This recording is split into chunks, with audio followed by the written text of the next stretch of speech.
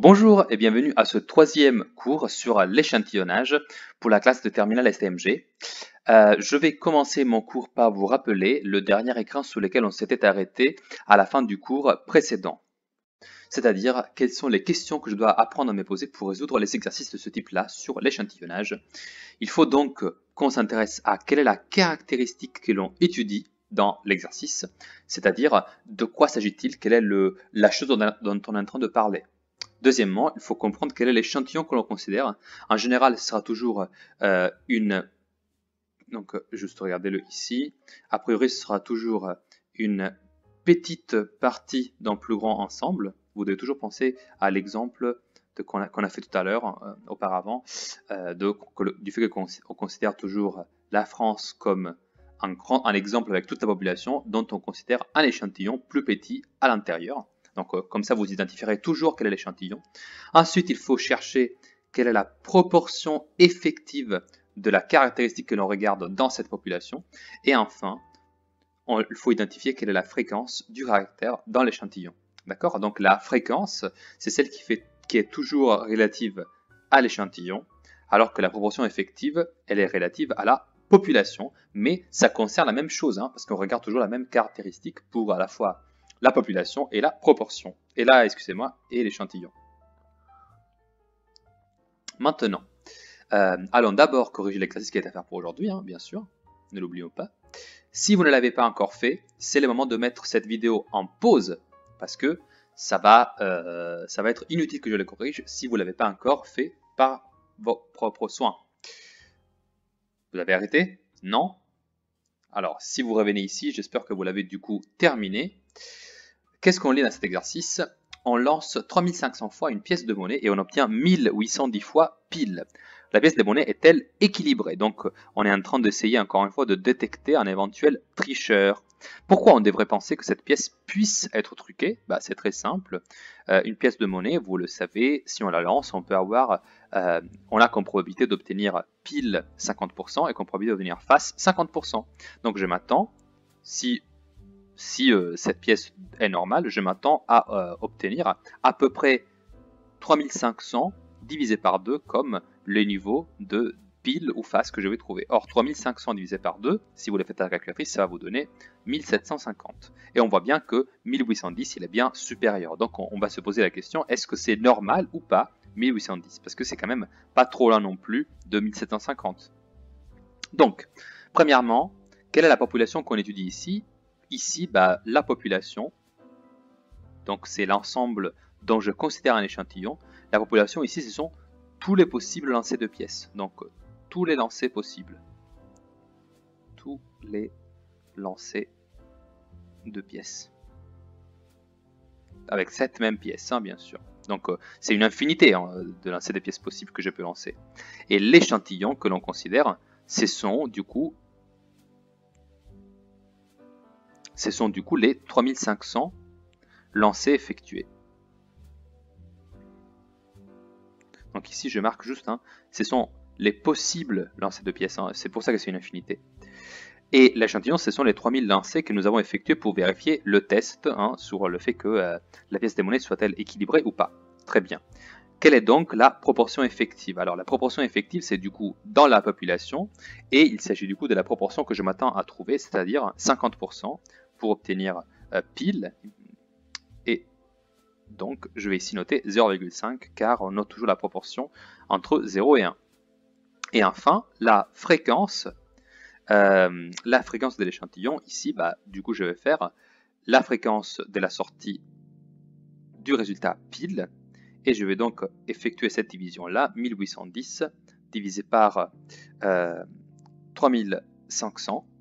Je le fais à la calculatrice, faites-le avec moi à côté, et vous allez trouver 0, donc je vais arrondir, on va arrondir à 0,517. Alors du coup, comme c'est arrondi, je vais juste marquer ça. Voilà. Ok.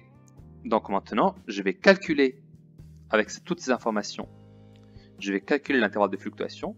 Donc, l'intervalle de fluctuation est le suivant. Alors du coup, la formule est la suivante déjà. P moins 1 sur la racine carrée de n, où n est la taille de l'échantillon, P plus 1 divisé par la racine carrée de n, où n est toujours la taille de l'échantillon, eh bien, j'applique cette formule juste là. Et qu'est-ce qui se passe? Eh bien, je vais trouver du coup, alors 0,5 moins 1 sur la racine carrée de 3500, parce que c'est ça la taille de l'échantillon, et de l'autre côté, je vais avoir 0,5 plus 1 divisé par 3500. Très bien. Alors, j'effectue le calcul à la calculatrice, ça va être très simple, 0,5 moins 1 divisé par la racine carrée de 3500, ça me donne comme résultat, toujours arrondi, on l'a dit, à 10 à la puissance moins 3, donc au millième, ça va être 0,483, point virgule. Et de l'autre côté, je vais trouver, si je remplace le moins par en plus, donc 0,5 plus 1 divisé par racine carrée de 3500, je vais trouver 0,517. Alors ici, ça devient très intéressant de regarder précisément quelle est la valeur, car en effet, la valeur précise, ce n'est pas 0,517, mais c'est 0,1669. D'accord? Alors exceptionnellement, je vais arrondir à cette valeur-là. Vous allez comprendre pourquoi dans un instant. Alors, pourquoi j'ai arrondi ainsi? Parce que moi, je dois toujours me poser la question à la fin, est-ce que la valeur que j'ai trouvée pour la fréquence dans l'échantillon est inclus, est une valeur qui fait partie ou pas de cet intervalle? Donc là, je suis en train de comparer 0,517 avec l'intervalle que j'ai trouvé. Et visiblement, de très près, je suis à l'extérieur parce que justement, 0,517, ça se trouve à la limite avec 0,5169. C'est un tout petit peu au-dessus. Donc ici, comme la valeur précise que j'avais trouvée c'était 5169, c'était important de ne pas l'arrondir parce que si je l'arrondissais, eh bien 0,517 que j'avais trouvé pour la fréquence, il aurait fait partie de mon intervalle.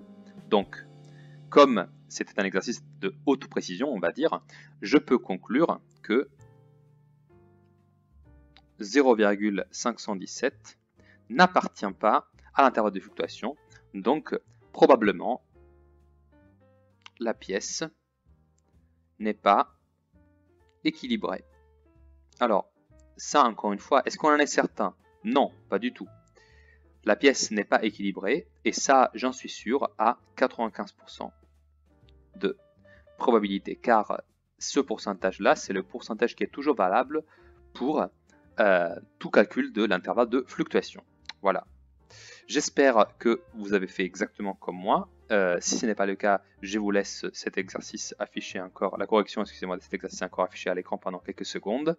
Et puis, on va passer à la dernière partie de notre cours, c'est-à-dire l'intervalle de confiance. Alors, pour l'intervalle de confiance, du coup, veuillez me suivre. Je vais reprendre là où on s'était arrêté juste hier, ici à l'exemple toujours de Monique. Et maintenant, on va parler de l'intervalle de confiance, parce que il est vrai que c'est bien de pouvoir avoir un intervalle de fluctuation, mais laissez-moi juste vous faire un exemple pour comprendre l'intérêt de l'intervalle de confiance. Alors, lisons un instant l'exercice qui est situé juste ici, juste en dessous de l'explication de l'intervalle de confiance. Alors, avant les municipales de Maitland, oui bien sûr une ville imaginaire, le maire sortant, M. Escroc, commande un sondage auprès de 500 personnes, et d'après ce sondage, son adversaire obtiendrait un score de 240 voix. Alors oui, ici on est en train de parler de sondage. Alors qu'est-ce qu'un sondage?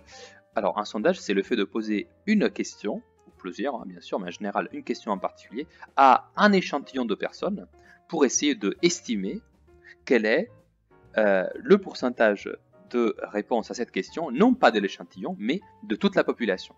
Okay. Donc moi je fais, ici le maire sortant, il a commandé un sondage auprès de 500 personnes.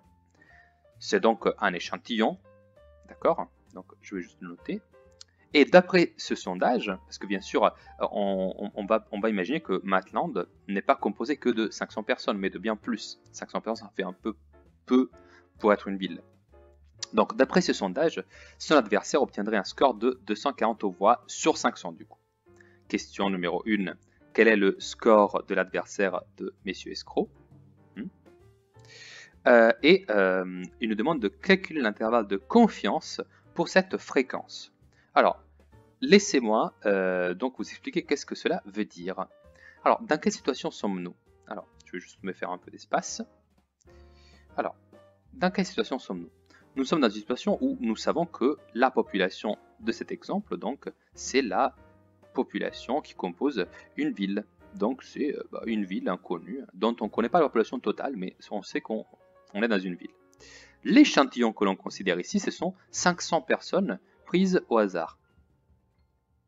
D'accord? Donc, on va dire 500 habitants.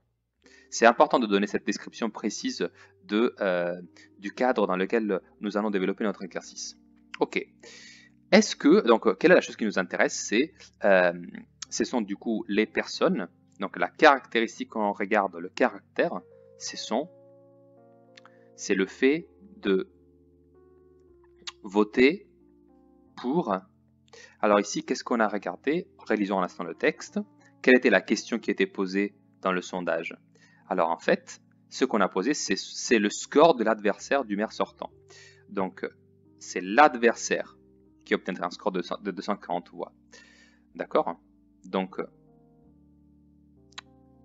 ici, ce que je vais marquer dans le caractère, c'est... Oups, j'ai oublié un D. Donc, c'est le fait de voter pour l'adversaire du maire sortant. C'est ça que l'on regarde. C'est ça qui nous intéresse dans ce sondage et dans cet exemple. Bon, ok. La question que je vous pose, c'est est-ce qu'à votre avis, dans l'exercice, on a n'importe quel moyen de savoir quelle est la proportion effective de ce caractère? Autrement dit, est-ce qu'on connaît quel est le pourcentage de personnes qui vont vraiment voter pour l'adversaire du maire sortant? Vous pouvez relire le texte si vous remontez en arrière dans la vidéo, mais vous remarquerez que, en fait, non. On ne peut pas connaître cette proportion effective car elle n'est pas présente dans le texte et on n'a aucun moyen de le savoir. Cependant, ce que nous, on peut calculer, c'est la fréquence dans l'échantillon, parce qu'on sait que dans l'échantillon de 500 personnes, les personnes qui vont voter pour l'adversaire du maire sortant, ce sont 240.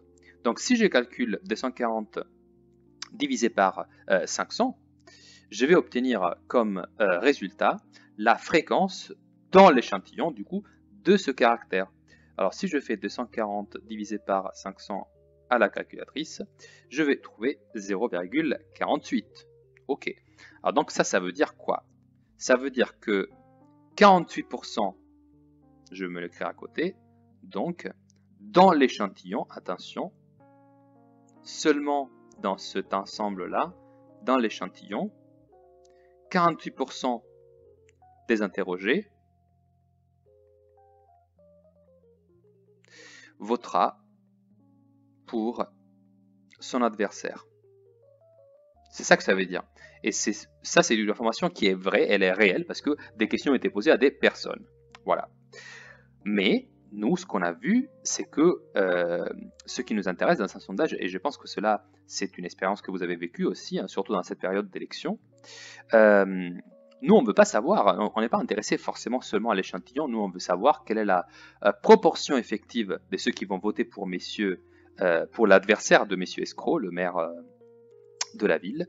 Eh bien, nous, on est intéressé à connaître cette proportion-là dans toute la ville. Mais malheureusement, on n'a pas pu poser des questions à tous les habitants. Alors, comment on va pouvoir faire? C'est très simple. On va utiliser l'intervalle de confiance. Alors, comme on ne connaît pas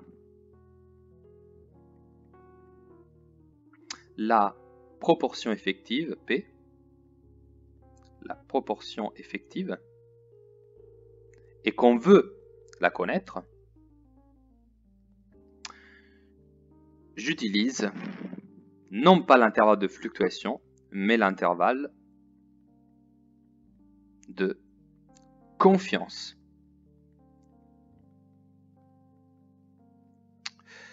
Voilà.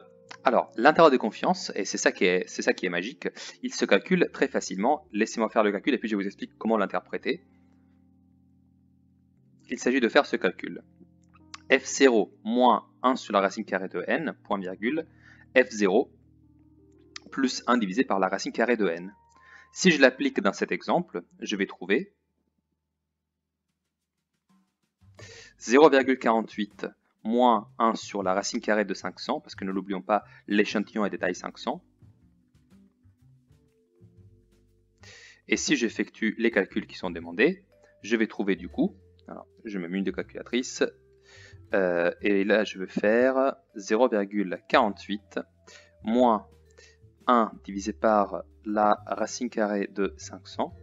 Ça va me donner comme résultat, alors je vais arrondir par défaut, 0,435, point virgule. Et à droite, je vais trouver du coup, je change dans la formule seulement le moins qui devient un plus, je vais trouver du coup 0,525. Encore une fois, j'ai arrondi. Ok, très bien. Qu'est-ce que cela veut dire? Comment je peux interpréter cela? Alors, cet intervalle que j'ai obtenu enfin, qui s'appelle du coup l'intervalle de confiance, vous l'aurez compris, c'est l'intervalle dans lequel je peux affirmer justement avec confiance, donc pas avec sûreté absolue, hein, mais seulement avec confiance. Je ne suis pas sûr à 100%, je suis par contre confiant dans le fait que ça c'est le bon intervalle. Eh bien je peux affirmer que dans cet intervalle-là se trouvera notre fameuse proportion effective. Alors ça veut dire que dans la ville, que j'avais considérée, la proportion des personnes qui vont vraiment voter pour l'adversaire de messieurs escrocs, le maire sortant, donc dans la ville, P appartient à 0,435, 0,525. Permettez-moi de l'écrire sous forme de pourcentage. Ça veut dire que donc la proportion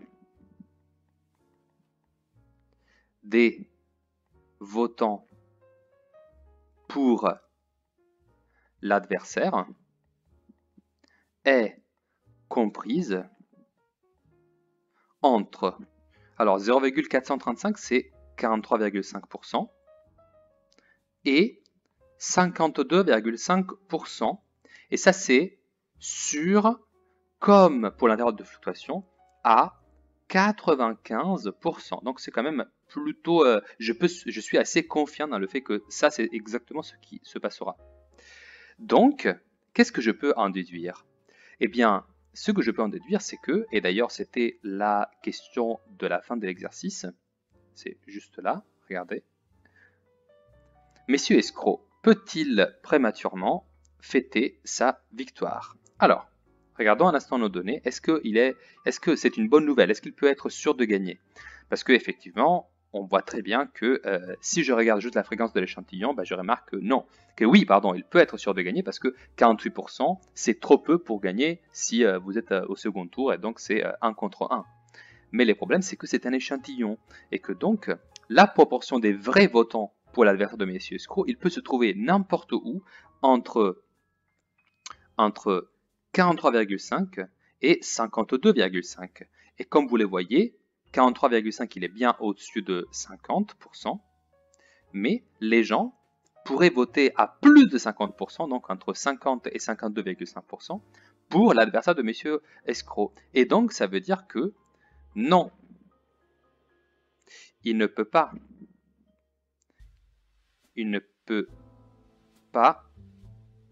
être sûr de gagner,